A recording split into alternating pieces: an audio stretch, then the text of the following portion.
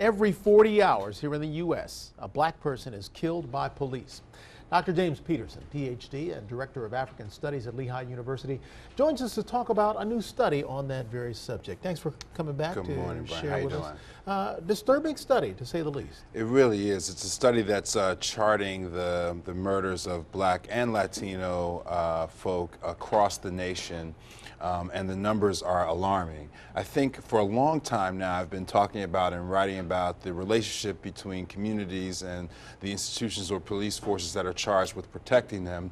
And while we have these kind of hard data, we have these numbers about people dying and we want to look into these cases, we have to bear in mind also that this sort of ruptures or damages and in fact actually diminishes that relationship. It's a very, very tenuous relationship now between especially inner city communities and the police forces that are charged with protecting them. Right. What do you suppose? I mean, this has been something that's been ongoing for 100 years. Yes. What do you suppose is it that gets in the way of improving that relationship? I think that the criminal justice system is probably one of the last institutions in America that still holds on to institutional racism. And so regardless of the race or background of the folk who come into the police force, they're indoctrinated in certain kinds of ways. And unfortunately, racial profiling has become a shortcut if you think of things like stop and frisk.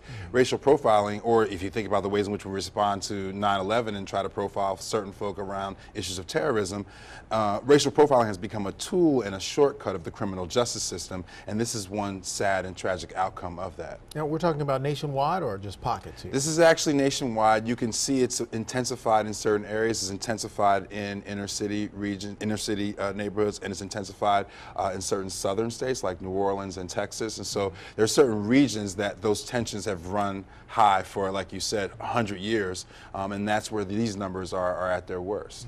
Now, as I understand, there's a call out to President Obama to try to do something. What's at the heart of that? Well, it's interesting. You know, the report actually is a little bit more, goes a little bit more in depth about what political steps need to be taken here. I agree that certainly we want to put this on the radar screen of the Justice Department and of President Obama, but in actuality this is really a local problem. It's a problem that we've got to take to the mayors and to city councils and to state senators so that we can actually have an immediate and more direct impact. You know, when we're losing people at this kind of rate, it becomes such an issue that we want to reach for the federal, but we've got to stick to the local. That's an interesting dilemma. You're right. You have a black president. You assume that he's going to have the interests of black folks at heart. Yes. But he has to play a fine line. And going back to the local, how do you make that? How do you make that change? Well, what happens is if you have federal pressure on local governments, it's probably the best way to address this kind of situation. So it's not wrong to ask for the president to step up. It's just it's not the way that politics work. You know, these are municipal policies. Stop and frisk is a municipal policy. And actually, if we want to get at the sort of ways in which police officers are trained and indoctrinated, and you want to get at institutional racism in your local region, you've got to do that through local government. So it's kind of a both-and approach to the situation. Part of this is predicated upon dollars and cents. I know in Los Angeles, California, the LAPD was notorious for its treatment of minorities until the city started seeing how much money it was paying out in the lawsuits. Yes. And the city began to make changes. And I wonder if it's going to come down to a pocketbook issue for law enforcement authorities to begin to do the right thing. Well, we hope it doesn't have to go that far. Litigation is a challenge. See, what happens with institutional racism and police brutality in particular is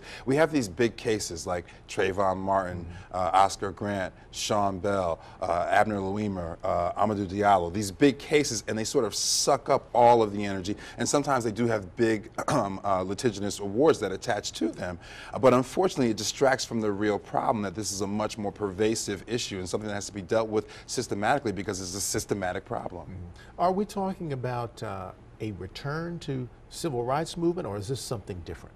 Well, we need some of the tactics of the civil rights movement to draw attention to this issue. That's why the Malcolm X grassroots report is so important, because it's an organic report. This is not done by, you know, big name people. This is people who just looked at the data, put the report together. They circulated it in a grassroots way through social media and through social networking. So there's some tools from civil rights that we need to use, combined with things like social media and television and things of this nature, to really try to draw more attention to it and nip this in the bud as soon as possible. We've seen social media actually be used effectively getting action down there in New Orleans. Absolutely. We saw marches take place led by some of the radio talk show hosts. That's right. Where do you see this report going from here? Well, I would love for a Michael Baisden or a Melissa Harris Perry or a big name person to pick up the report, to take a look at the data, to draw more attention to it. And I think that's going to be really, really important. To what extent can we maximize new initiatives like social media to address big problems like this? We really need national and international attention to it in order to apply pressure to the local governments that can actually make the changes in some of these policies